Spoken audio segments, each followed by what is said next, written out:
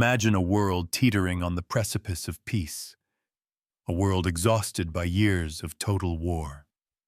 It's December 1944. The Western Allies, having broken out of Normandy, swept across France, and reclaimed vast swaths of territory, are convinced the war is all but won. They're on Germany's doorstep, winter has set in, and the prevailing wisdom's that the conflict will be over by Christmas. The mood is one of cautious optimism, even celebration. Victory, it seems, is inevitable. But then, the unimaginable happens. From the snow-laden, deceptively quiet forests of the Ardennes, a monstrous force erupts. Not a retreating enemy, but a resurgent, brutal German offensive, Hitler's last, desperate gamble. 3 entire German armies, 250,000 men, 1,000 tanks, emerge from the pre-dawn gloom, smashing into thinly held American lines. It's a complete and utter surprise, a punch to the gut of Allied complacency, and it rips a massive, gaping hole, a bulge, through the Western Front. Panic ripples through Allied headquarters. Divisions are scattered, commanders are in disarray, and the German spearhead is racing westward, threatening to split the British and American forces, seize the vital port of Antwerp, and force a negotiated peace. The laughter of German commanders echoes across the frozen fields. Their belief in American softness, in their supposed inability to fight in such brutal conditions, seemingly vindicated. Most generals would have declared it impossible to halt such an overwhelming offensive, let alone counterattack, in the worst winter in 60 years. To turn an entire army, engaged in another offensive, 90 degrees, and march them over 100 miles through snow and ice, then throw them into the teeth of the enemy, all within a matter of days, it sounds like madness, a suicidal proposition. But there was one man in that emergency meeting at Verdun on December 19, 1944, who didn't just see a crisis. He saw an opportunity. A man whose name alone struck fear into the hearts of his enemies and a curious mix of awe and exasperation into the hearts of his allies. General George S. Patton Jr. And when he stood up in that room, amidst the grim faces and stunned silence, and declared that he could attack with 2 divisions in 48 hours, the other Allied commanders thought he was either lying, delusional, or had simply lost his mind. They didn't know George Patton. They didn't know the depth of his preparation, the audacity of his spirit, or the absolute, unshakable faith he had in his soldiers. They didn't know that this moment, this seemingly impossible challenge, was precisely what he had spent a lifetime preparing for. And they certainly didn't expect that in the coldest winter in living memory, with temperatures plunging far below freezing, this American general would not only stop their advance, but turn their ambitious offensive into their final, devastating catastrophe on the Western Front. This is the story of how Patton's Third Army turned the snow red with German blood and transformed Hitler's last gamble into America's greatest battlefield triumph. To truly grasp the magnitude of the Battle of the Bulge, we must first understand the precarious state of the war in late 1944. The euphoria of D-Day and the subsequent breakout from Normandy had given way to a grinding, brutal slog.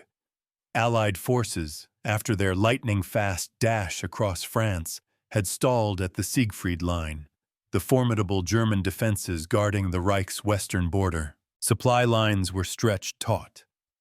The winter weather was closing in, and fierce German resistance had begun to blunt the Allied advance. The narrative of home by Christmas was starting to feel like a cruel joke, yet the underlying confidence remained. Surely, the Germans were broken on their last legs, but Hitler, cloistered in his bunker, nursed a desperate, almost delusional belief that he could turn the tide. He refused to accept defeat. He envisioned a dramatic, decisive offensive that would replicate the successes of 1940, breaking the Allied coalition, seizing a vital port, and buying time to develop his wonder weapons. The target was Antwerp, the crucial logistical hub for the Allied invasion of Germany.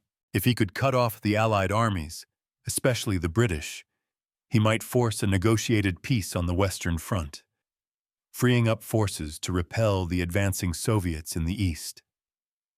It was an audacious, almost insane gamble, given Germany's depleted resources and manpower. But Hitler's will was absolute. Operation Watch on the Rhine was meticulous in its planning and chilling in its execution.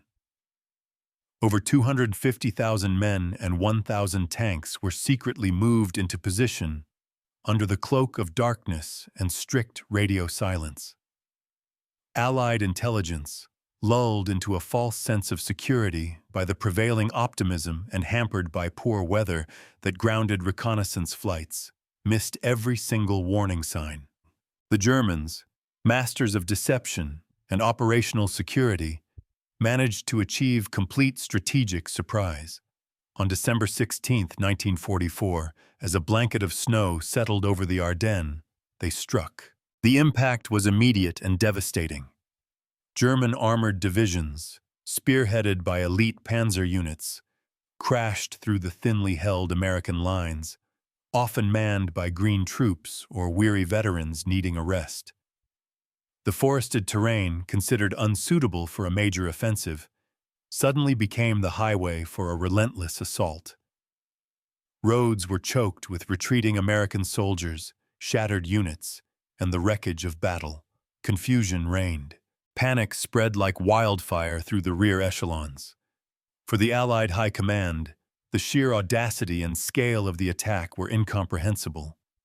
How could the Germans, supposedly on their knees, muster such a force? And more importantly, how could they have been so completely blind to its buildup? The bulge in the lines grew deeper by the hour, threatening to become a catastrophic rupture. While other commanders grappled with the shock of the German breakthrough, one man had been preparing for such a moment his entire life. Lieutenant General George Smith Patton Jr., then 59 years old, was a product of a military lineage stretching back to the American Revolution. He was born in 1885 into a world where martial glory was still deeply revered, and from an early age, he immersed himself in the study of military history. He devoured accounts of Napoleon, Alexander the Great, and Caesar, not just for their tactics, but for their psychology, their ability to bend armies to their will and seize victory from the jaws of defeat. He saw himself as a direct heir to this grand tradition, a man destined to lead a great army in a desperate battle. Patton's early career was marked by both brilliance and controversy. He pioneered American tank warfare in World War I, commanding the first American tank units in combat, and he immediately grasped the transformative power of armored mobility. He understood that tanks weren't just support vehicles. They were the spearhead of rapid offensive action, the key to breaking through enemy lines and exploiting weaknesses. This lesson, learned in the trenches of France, would define his command philosophy. Yet, his path to the pinnacle of command was anything but smooth. His volcanic temper, his outspokenness, and his often brutal honesty clashed with the diplomatic necessities of high command. The infamous slapping incidents in Sicily in 1943, where he struck two soldiers suffering from what we now understand as PTSD, nearly ended his career. He was publicly reprimanded, stripped of command, and many believed his days of active leadership were over. He was held back from the initial D-Day landings, a bitter pill for a man who yearned for battle. But Patton was indispensable. His reputation for aggressive leadership and tactical brilliance was undeniable. He was a force of nature, a general who refused to be constrained by conventional thinking or bureaucratic inertia. The Germans, ironically, feared him more than any other Allied commander. They respected his audacity, his understanding of mobile warfare, and his relentless drive. So much so that he became the centerpiece of an elaborate Allied deception operation, Operation Fortitude South. Fake radio traffic, dummy tanks, and fabricated intelligence convinced the German High Command that Patton was preparing to invade Pas-de-Calais, not Normandy, diverting crucial German forces away from the actual landing sites. This elaborate ruse highlighted the profound respect and fear the Germans had for old blood and guts. By the time his Third Army finally landed in France in July 1944, Patton had, perhaps, learned to channel his aggressive instincts more effectively, or at least strategically. His leadership style remained unique. While other generals managed their armies from comfortable, distant headquarters, poring over maps and dispatches, Patton spent his days at the front, often traveling in an open jeep, indifferent to enemy fire. He believed fervently that soldiers needed to see their commander, to know that he shared their dangers and hardships. He was not just a strategist, he was a motivator, a presence, a legend in the making for his men. The Third Army's rapid advance across France had already demonstrated Patton's tactical genius. After breaking out of Normandy, his forces had swept across hundreds of miles in just 4 months, liberating thousands of square miles and capturing hundreds of thousands of German prisoners. It was a spectacular display of armored warfare, a testament to his belief in relentless pursuit and exploitation. But by the autumn of 1944, supply shortages and stubborn German resistance, particularly around the fortress city of Metz, had slowed his advance to a crawl. The critics, those who saw him as merely a pursuit commander, effective only when chasing a beaten enemy, began to resurface. The Battle of the Bulge, however, would prove those assessments profoundly, dramatically wrong. The stage for destiny was set on December 19, 1944, at an emergency meeting convened by General Dwight D. Eisenhower at Verdun. The atmosphere in the war room was thick with tension and despair. German forces had already advanced 20 miles into Belgium, slicing through the American front, threatening strategic crossroads, and encircling the vital town of Bastogne. The U.S. First Army was in utter disarray, its divisions scattered, its command structure fractured. The situation was dire. If the German advance continued unchecked, they might actually reach Antwerp and achieve their audacious strategic objective, potentially altering the course of the war. Eisenhower, ever the calm and collected leader, turned to his assembled generals, his gaze sweeping across their anxious faces. "The present situation," he began, "is to be regarded as one of opportunity for us and not of disaster. There will be only cheerful faces at this conference table." He then posed the crucial question: what do we do? The other generals offered cautious, measured responses, focusing on shoring up defenses, slowing the German advance, and regrouping. Their minds were still trying to comprehend the scale of the German offensive, to untangle the logistical nightmare it presented. Then George Patton spoke. With a characteristic blend of bluntness and supreme confidence, he declared, "I can attack with 2 divisions in 48 hours. The room fell silent, then erupted in murmurs of disbelief. 48 hours? To disengage divisions from their current offensive, turn them 90 degrees, march them over 100 miles in the worst winter weather, and then launch a counterattack? It seemed utterly fantastical, a statement from a man who had either lost touch with reality or possessed a secret knowledge none of them shared. That secret knowledge was Patton's true genius: anticipation and meticulous preparation. Unknown to the other generals, Patton had already anticipated this very possibility. For weeks, his intelligence staff had been detecting unusual German activity in the Ardennes, subtle shifts that hinted at something more than mere defensive regrouping. While others dismissed these signs or interpreted them as minor threats, Patton, ever the aggressive strategist, ordered his staff to prepare 3 separate contingency plans for precisely such a northward turn and counterattack. This was not a spur-of-the-moment burst of bravado. It was calculated audacity, rooted in foresight. The scale of what Patton proposed defied conventional military wisdom. Moving an army not in contact with the enemy is one thing.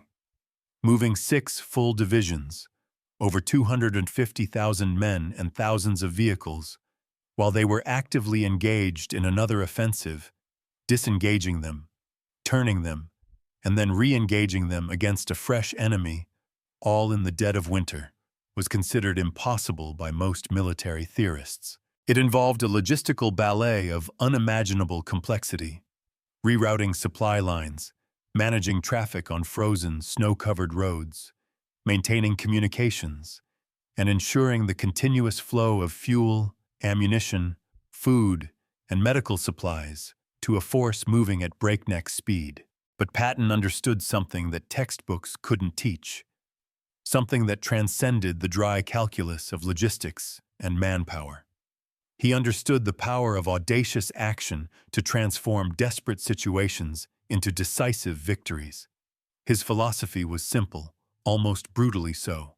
Attack, always attack. He believed that the enemy was always weaker than they appeared. That rapid, aggressive action, delivered with overwhelming force and unwavering confidence, could overcome almost any disadvantage. This wasn't reckless bravado. It was calculated aggression, backed by superior preparation and an intimate understanding of his enemy's limitations. Patton's intelligence had also revealed a fundamental flaw in the German strategy. Hitler's plan, in its ambition, was inherently fragile. It required precise timing and perfect execution, relying on rapid advances before the Allies could react and before their superior air power could intervene. Crucially, the German forces had limited fuel supplies, only enough for about 6 days of operations. Their entire offensive hinged on capturing Allied fuel dumps to continue their advance. Any significant delay would doom the entire enterprise. Patton's solution, therefore, was elegantly simple in concept, but extraordinarily complex in execution. Instead of trying to stop the German offensive where it was strongest, at the tip of the spear, he would attack where they were most vulnerable, at the base of the Bulge, specifically targeting the German flank and the relief of Bastogne. His 3-division assault would not only lift the siege on the valiant defenders of Bastogne, but would threaten to cut off the entire German spearhead, trapping them in a colossal pincer movement. On December 19th, after leaving the Verdun Conference, Patton immediately put his plan into motion.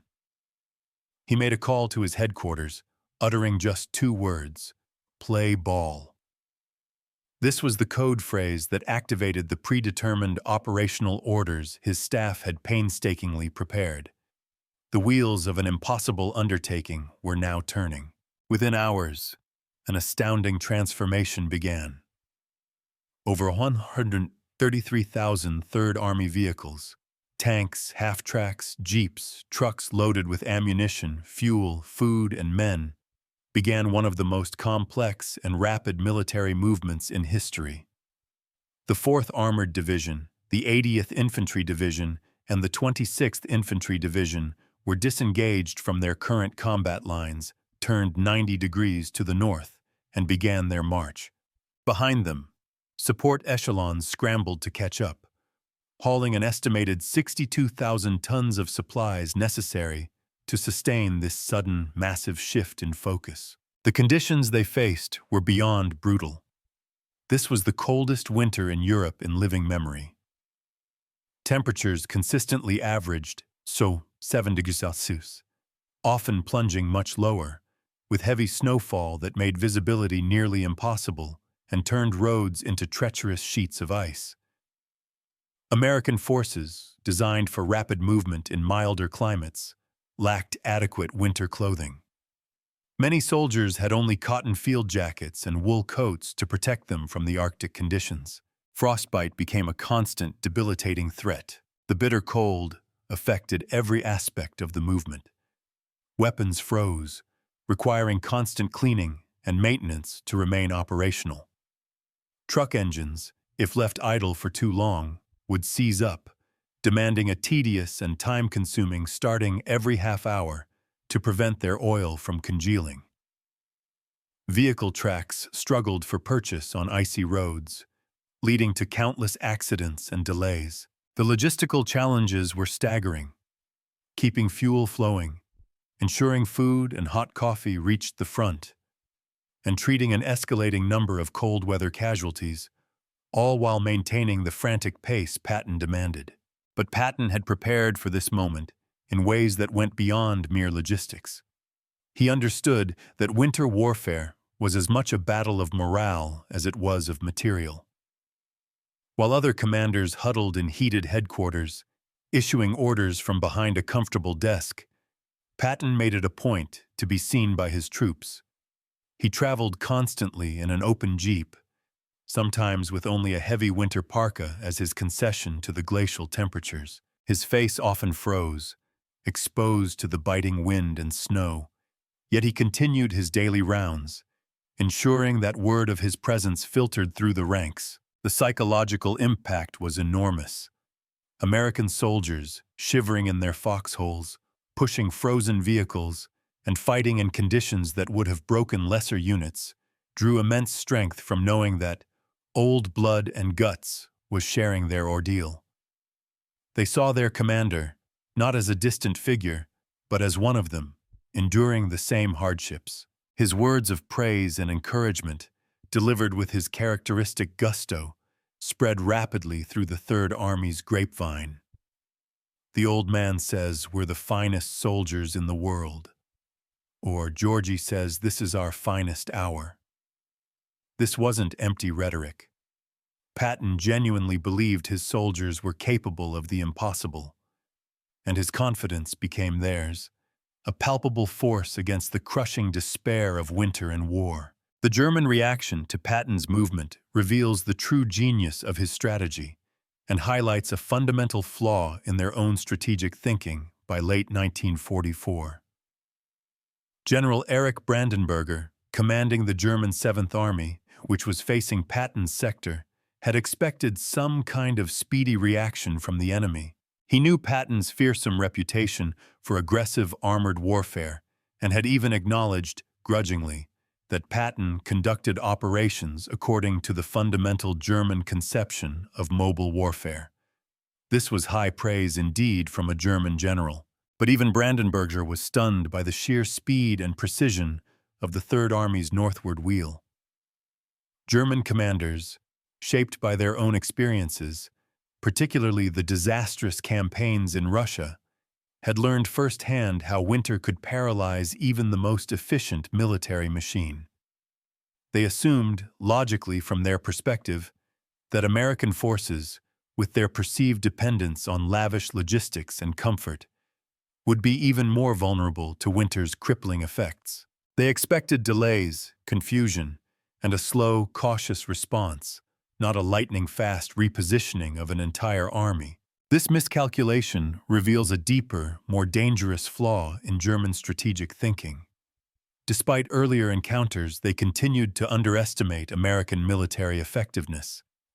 They viewed U.S. forces as materially rich, but fundamentally lacking in fighting spirit, tactical competence, and endurance.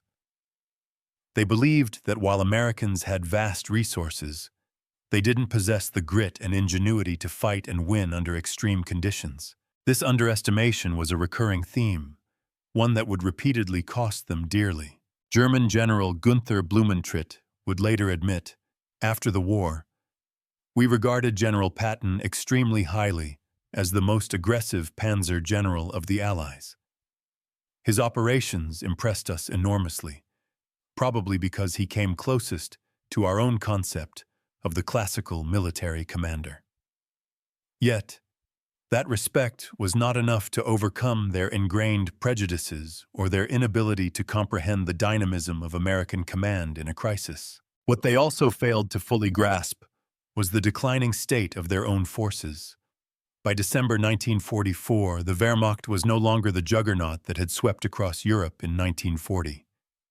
The divisions attacking in the Ardennes, while containing some elite units like the SS Panzer divisions, were largely a mixture of battle-hardened veterans and hastily assembled formations filled with teenagers and old men, scraped from the last vestiges of Germany's manpower. Many German soldiers had not eaten in days and lacked adequate winter equipment.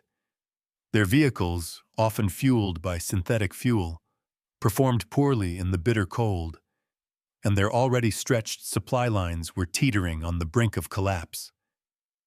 They were desperate, but also exhausted, cold, and often ill-equipped for the fight they had started. This stark contrast in capabilities and morale would play a decisive role in the brutal weeks to come. The battle that unfolded around Bastogne became the heart of the Bulge, a crucible that demonstrated the astonishing transformation of the American army.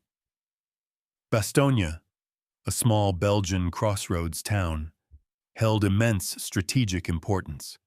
It was the hub of 7 key roads, a critical logistical node. If the Germans controlled Bastogne, their advance toward Antwerp would be greatly facilitated. Its defense, led by the legendary 101st Airborne Division, became an enduring symbol of American determination.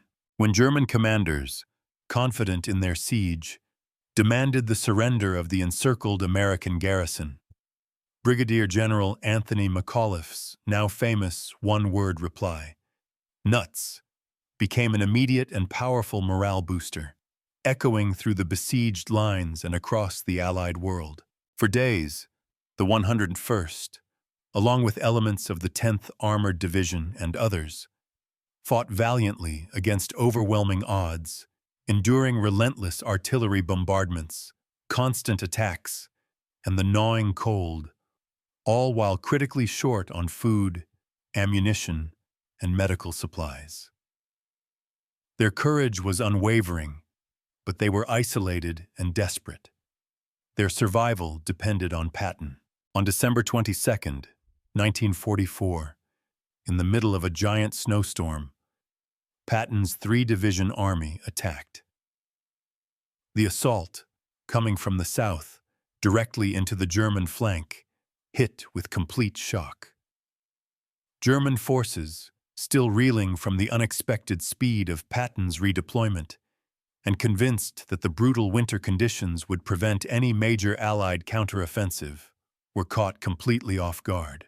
Along a 20-mile front, American tanks and infantry, moving with an aggressive fury that embodied Patton's spirit, smashed into the German positions.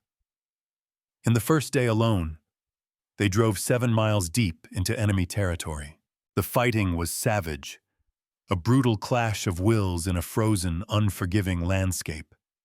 American forces, driven by Patton's relentless demands for aggressive action and fueled by a burning desire to relieve their comrades in Bastogne, refused to yield ground to German counterattacks.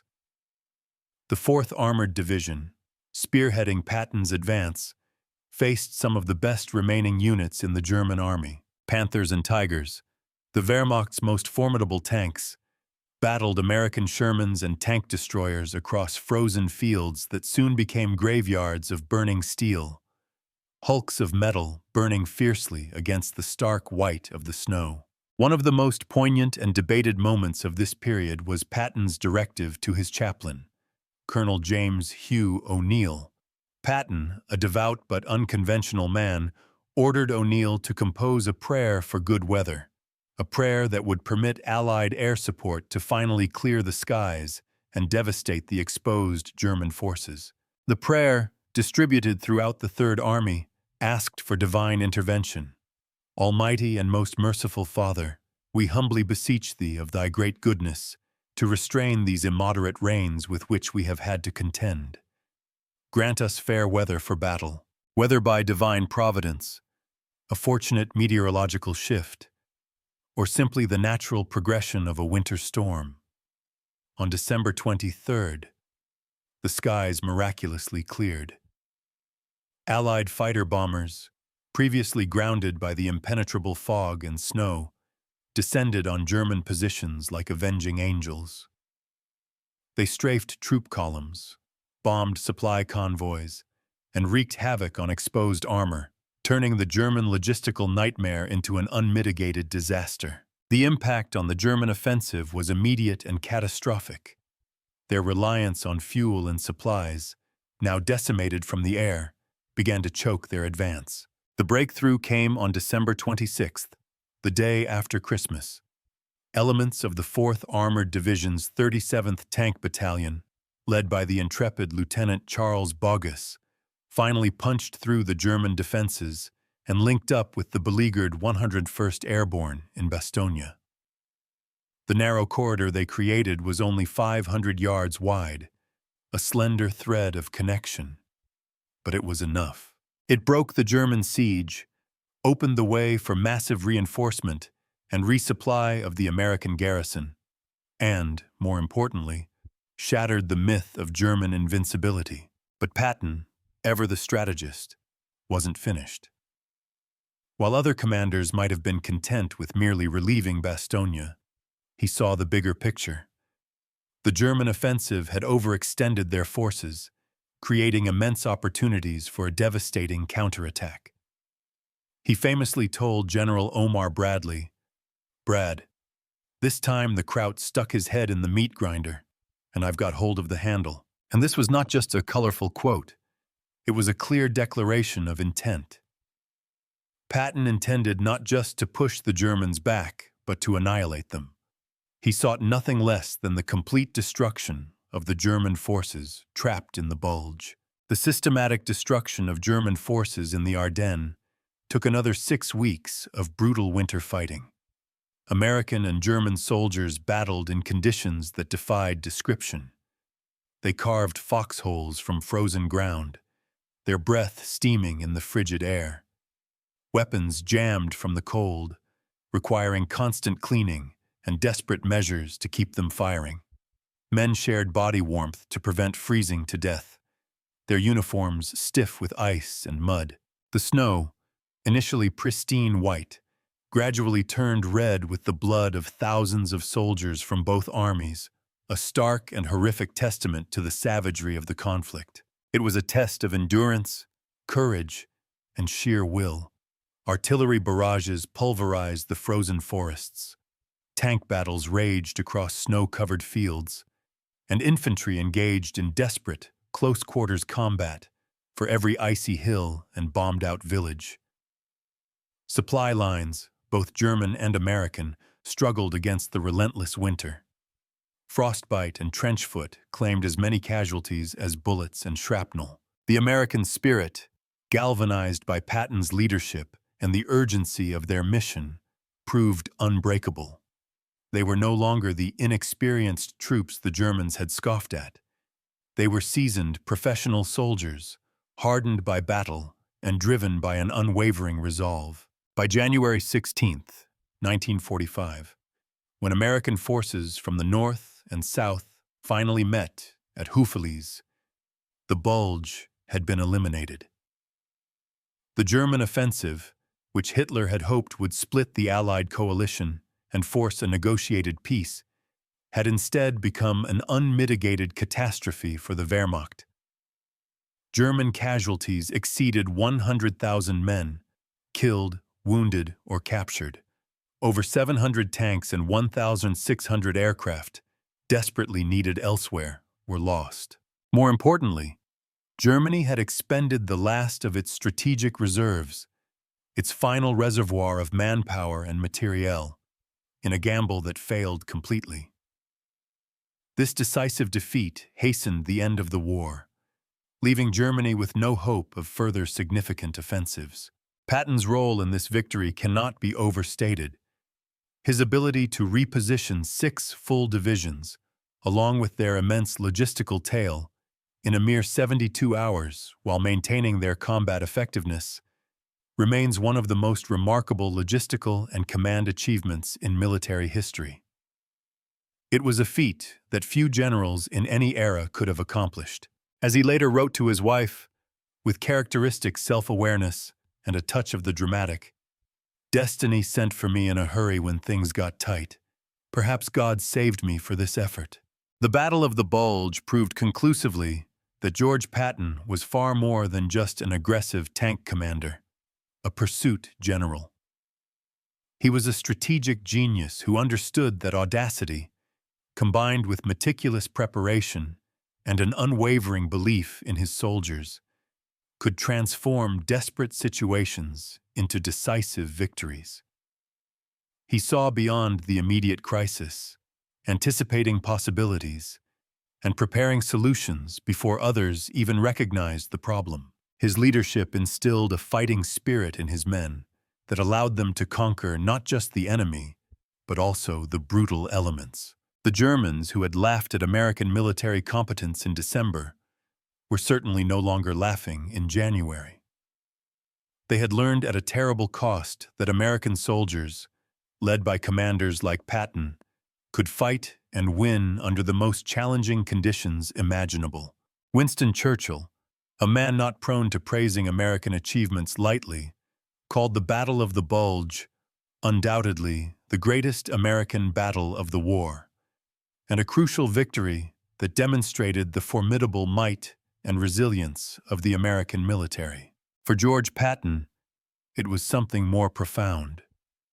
It was the vindication of a lifetime spent preparing for the moment when everything would depend on one man's ability to turn an impossible situation into an inevitable victory. The snow had indeed turned red, but it was German blood that stained the winter fields of the Ardennes, not American.